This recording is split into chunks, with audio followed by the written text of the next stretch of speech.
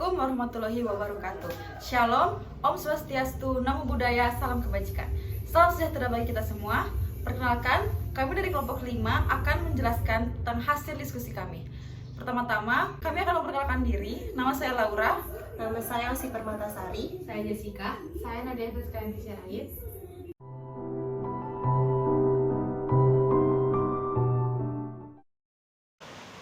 Desain organisasi adaptif adalah fokus dalam menjadikan proses bisnis lebih fleksibel dan capable, sehingga organisasi dapat melakukan perubahan yang cepat. Tingkat adaptabilitas menurut Dr. Denison juga disebut sebagai salah satu syarat kultur yang membuat sebuah organisasi mampu berubah dan bersaing sekaligus memenangkan persaingan tersebut. Sebuah organisasi yang adaptif salah satunya adalah yang mampu untuk fokus pada pengembangan organisasi dan melakukan perubahan bisnis dengan tujuan mempertinggi performance organisasi tersebut.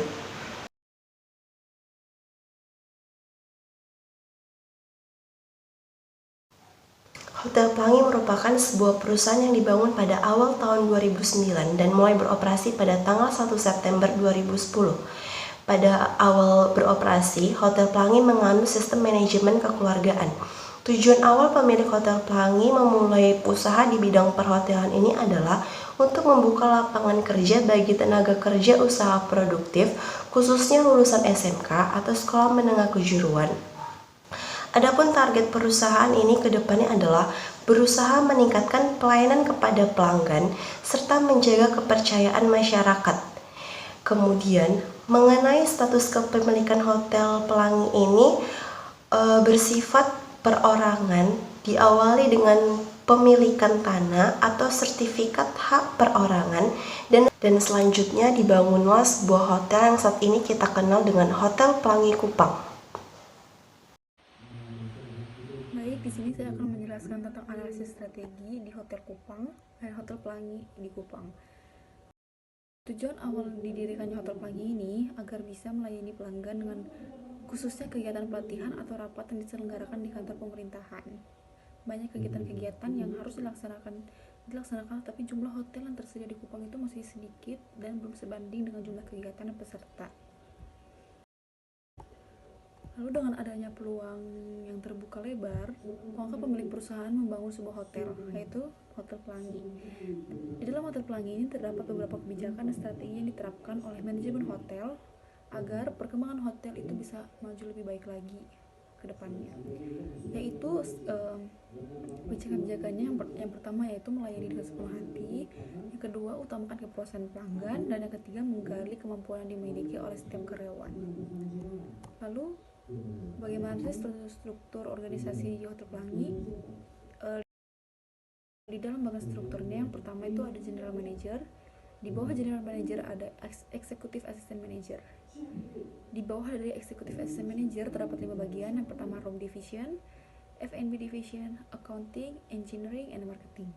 Di room division terdapat housekeeping, dan di housekeeping itu dibagi 2 di line dan public area. F&B division dibagi 3, yang pertama front office, food production, and F&B service. Di front office sendiri terdapat 3 bagian, yang pertama reception, reservation, and informasi. Di room division terdapat housekeeping, dan di housekeeping itu dibagi 2 di line dan public area. F&B division dibagi 3, yang pertama front office, food production, and F&B service. Di front office sendiri terdapat 3 bagian, yang pertama reception, reservation, and informasi. Di dalam food production tidak ada bagian-bagiannya. Lalu di F&B service terdapat 3 bagian, yang pertama ada bar, restoran, dan banquet. Lalu analisis faktor-faktor yang mempengaruhi suatu desain organisasi di hotel tersebut ada 3. Yang pertama leadership, yang kedua ada iklim organisasi, dan yang ketiga ada budaya organisasi. Selanjutnya adalah pembahasan sumber daya manusia organisasi pada Hotel Pelangi. Pada Hotel Pelangi, proses rekrutmen karyawan yang ada pada Hotel Pelangi itu bisa dikatakan sudah cukup baik. Hal ini tuh bisa dilihat dari hasil wawancara dengan para karyawan dan manajemen Hotel Pelangi, di mana proses rekrutmen yang ada dimulai dari pembukaan lowongan. Setelah itu akan dilakukan seleksi pelamar kerja yang akan menjadi karyawan pada Hotel Pelangi untuk mengikuti proses wawancara. Setelah proses wawancara dilakukan, akan ditentukan apakah pelamar tersebut dapat diterima bekerja atau tidak di Hotel Pelangi. Berikutnya itu ada proses pelatihan dan pengembangan karyawan yang ada pada Hotel Pelangi. Itu juga sudah cukup baik, yaitu dengan menggunakan metode on the job training dan mentoring. Hal ini akan sangat membantu karyawan baru untuk memahami proses kerja dan lingkungan kerja seperti apa yang ada pada Hotel Pelangi. Kemudian yang berikutnya itu ada proses penilaian kerja yang ada pada Hotel Pelangi. Penilaian kerja yang dilakukan oleh manajemen hotel, khususnya itu pemilik perusahaan, sudah cukup baik dikarenakan para karyawan itu sudah cukup puas dengan penerapan penilaian kinerja seperti yang telah dijalankan saat ini pada Hotel Pelangi. Kemudian saya akan menjelaskan mengenai analisis STAR model pada desain organisasi Hotel Pelangi. STAR model pada desain organisasi Hotel Pelangi adalah di mana hubungan antara dimensi-dimensi yang ada pada 5-star model, yaitu strategi, struktur, proses, people, dan reward yang ada pada Hotel Pelangi, ada yang sudah berjalan baik dan ada juga yang belum berjalan dengan baik. Pada dimensi strategi sudah mempunyai hubungan yang cukup kuat dengan dimensi people atau SDM. Hal ini bisa dilihat dari strategi perusahaan yang ingin mengembangkan kemampuan karyawan pada Hotel Pelangi.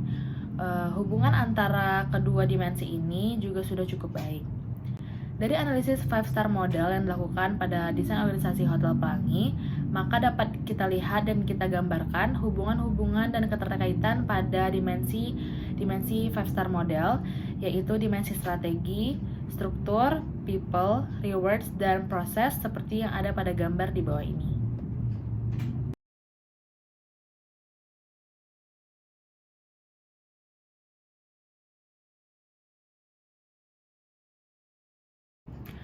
Organisasi terdiri dari grup individu, sehingga tantangan yang dihadapi organisasi agar tetap adaptif, bertahan, dan bahkan sukses dalam situasi perubahan apapun adalah dengan menitik beratkan pada bagaimana membuat individu-individu dalam organisasi secara efektif menghadapi dan menjalani change management, yang salah satunya adalah dengan bermodal kecerdasan emosional atau emotional intelligence. Selain tentu saja diperlukan kompetensi teknis, manajerial, dan sosio-kultural.